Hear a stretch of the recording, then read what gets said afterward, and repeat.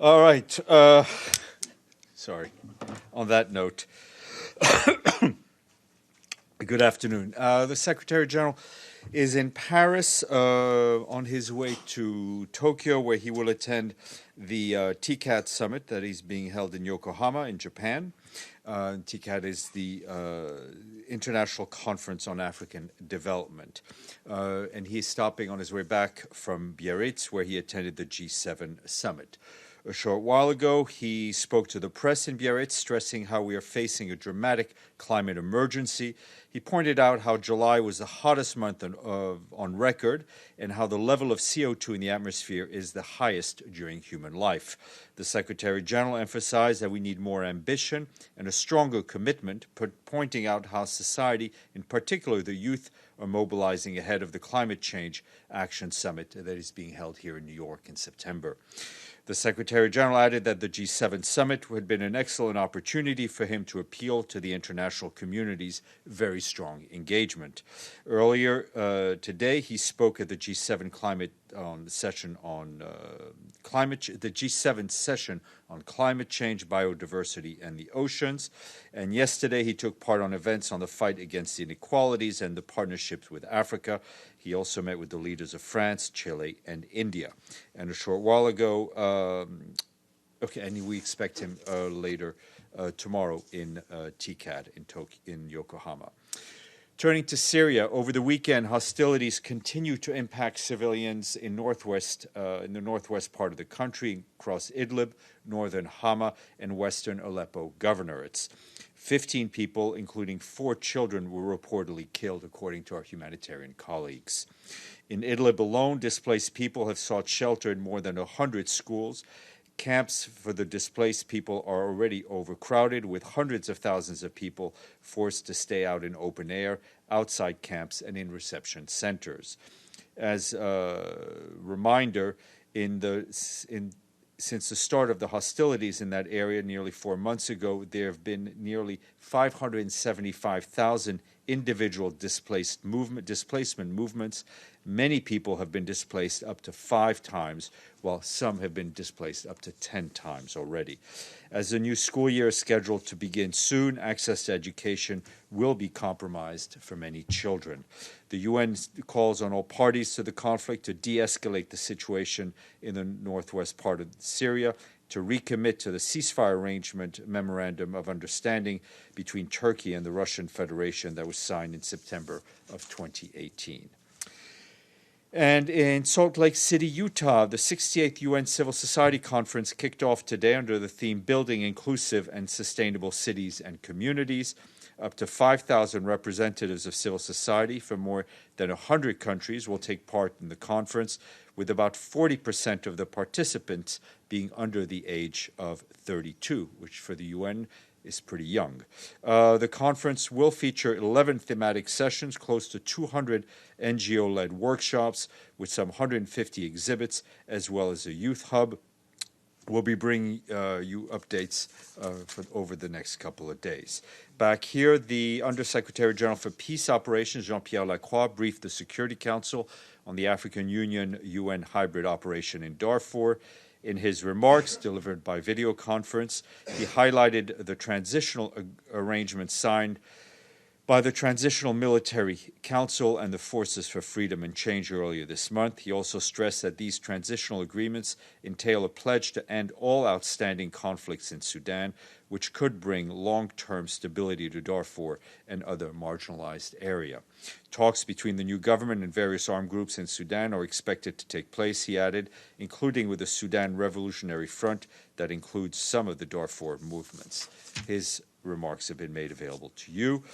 And I have a senior personnel appointment to announce. Today, the Secretary General is appointing Rosemary McLean of Canada as the Pension Benefits Administrator of the UN Joint Staff Pension Fund. This appointment follows the recommendations of the UN Joint Staff Pension Board. Ms. McLean brings to the position over 32 years of progressively responsible experience in pension administration and management. Currently, the Chief Operating Officer of the Ontario Teachers Pension Plan in Toronto. She manages a sizable budget and is responsible for for operational activities, including financial operations, for pension administration and investment, information technology, project management, and process improvement. The Secretary General wishes to extend his appreciation to Janice Dunn Lee of the U.S. for her commitment and dedication and service to the organization as acting executive officer of the pension fund. And tomorrow I will be joined by the Special Envoy for the 2019 Climate Summit, Luis Alfonso de Alba, who will brief you on the upcoming Climate Summit preparations. Nabil. The Israeli drones were dropped or exploded in Beirut suburbs.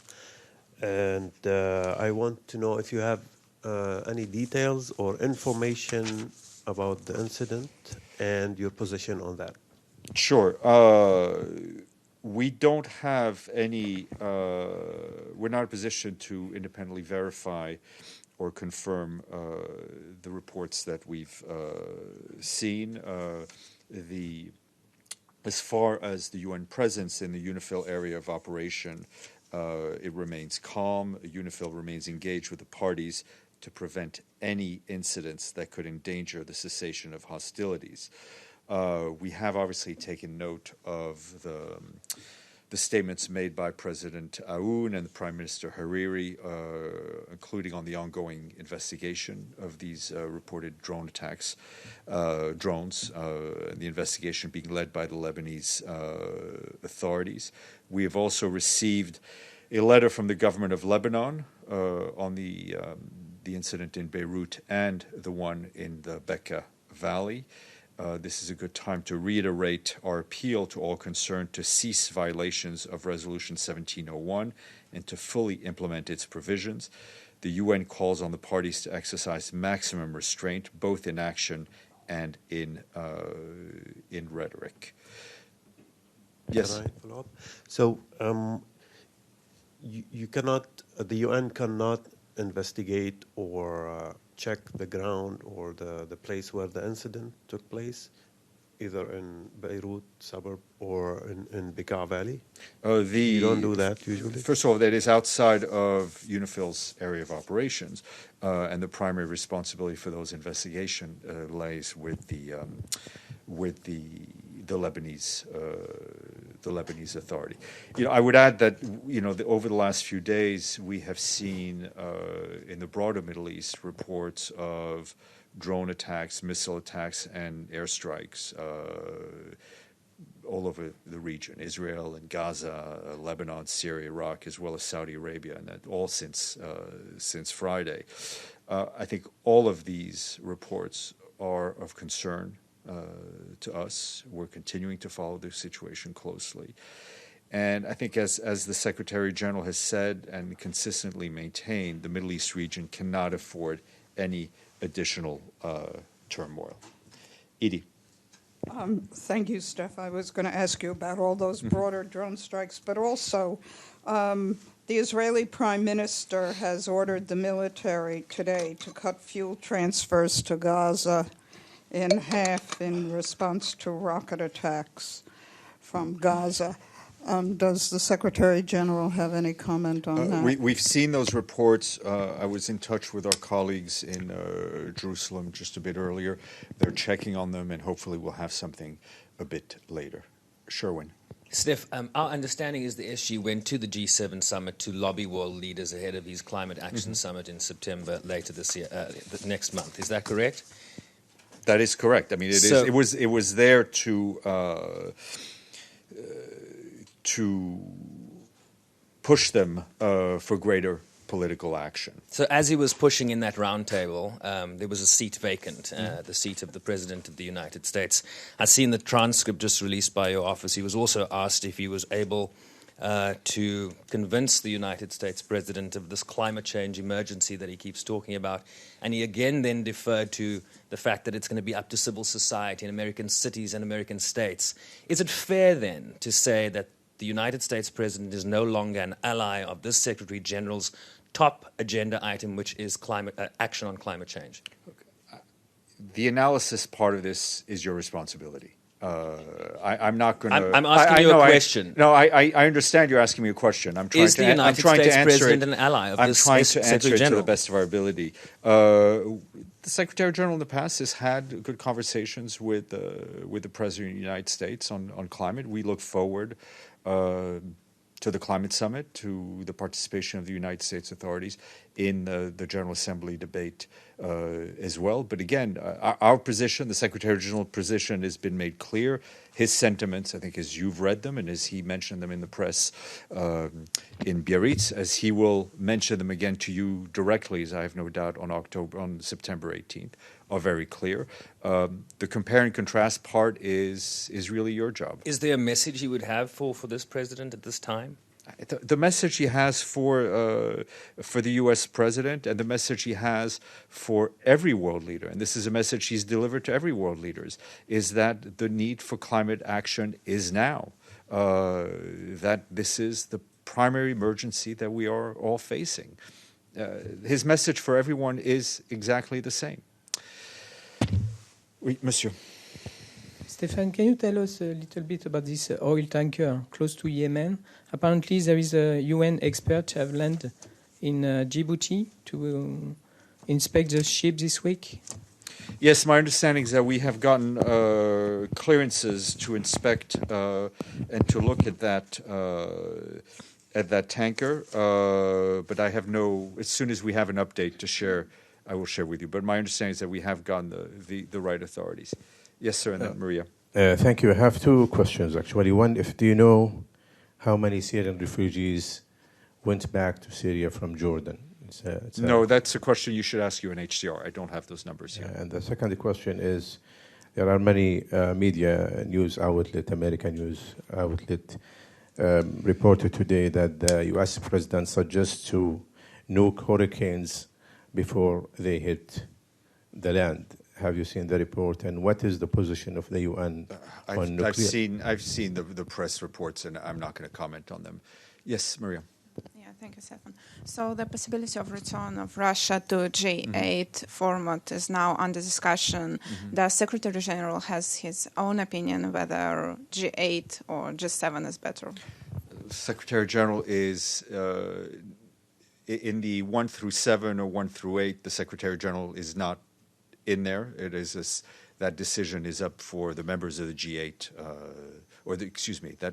that decision is up for the members of the current G7 to make. Yes. Thank you. I walked in late, Stephane, so I don't know if you've already said anything about this. The Secretary General met Prime Minister Modi at the G7 summit. Do you have a readout of that? And were any regional issues discussed, given that the Secretary General has been following what is happening in the region in Kashmir? So any Yes, details? the Secretary General had a meeting with Prime Minister Modi. They had a long and fruitful discussion on climate change, on climate issues. The issue of Kashmir did come up.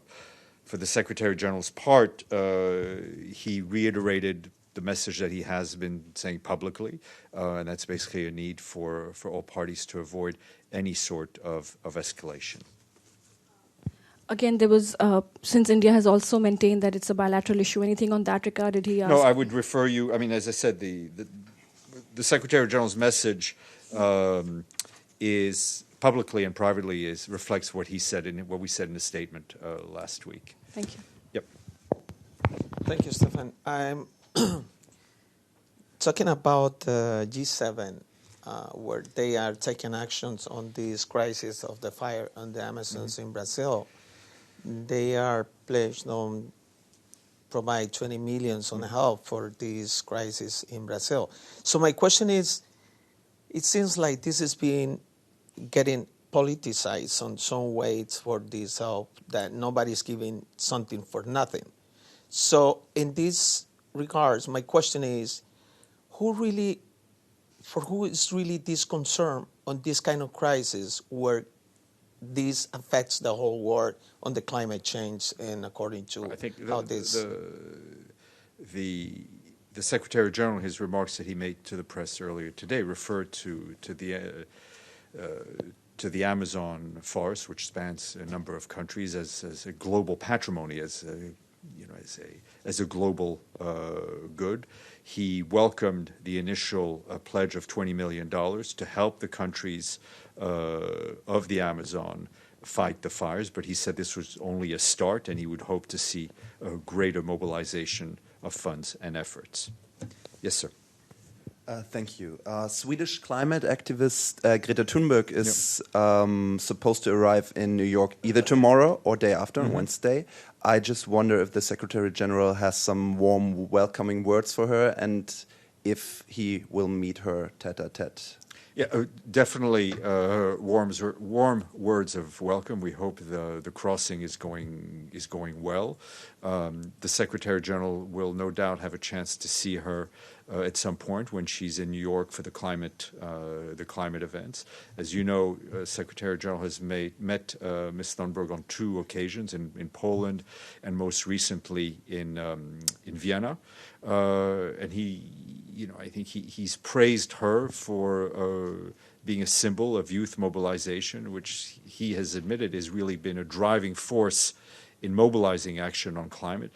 As the Secretary General said, his generation, and I would have to include mine in there, has failed the younger generation on climate. So her voice as representative of youth everywhere is a very important voice indeed. Linda, and then Edie. Oh, and then, sorry. Thank you, Steph. Regarding the Middle East, it was mentioned there's a lot of attacks going on.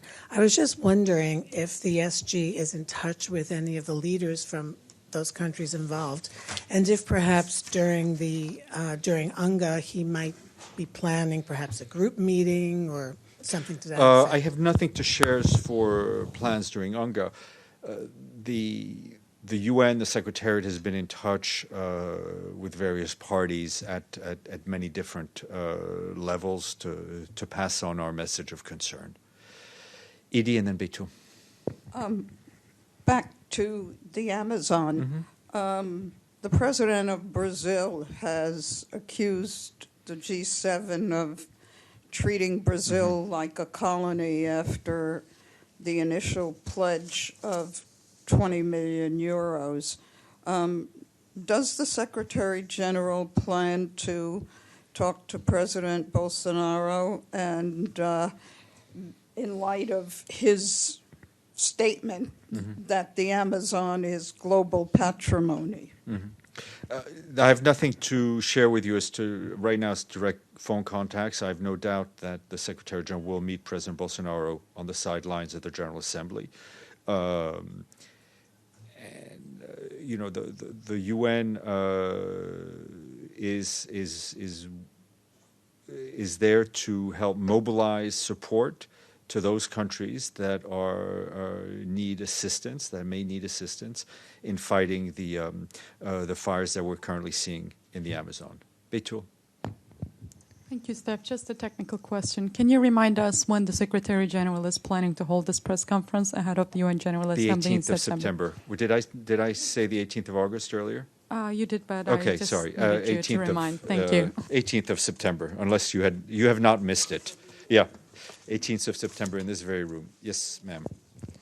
Does the SG have a message for Women's Equality Day today? For? Women's Equality Days today. Well, I think the Secretary General has been making gender parity and gender equality central to his mandate. You can see it in his senior appointments. You can see it in the people that are sitting around the table. We have just about reached, if gone over gender parity in the senior management group. We've reached gender parity in terms of the resident coordinators that the Secretary General appoints, and he has a gender parity strategy put in place to ensure that we have gender parity at all levels of the administration. Yes, sir.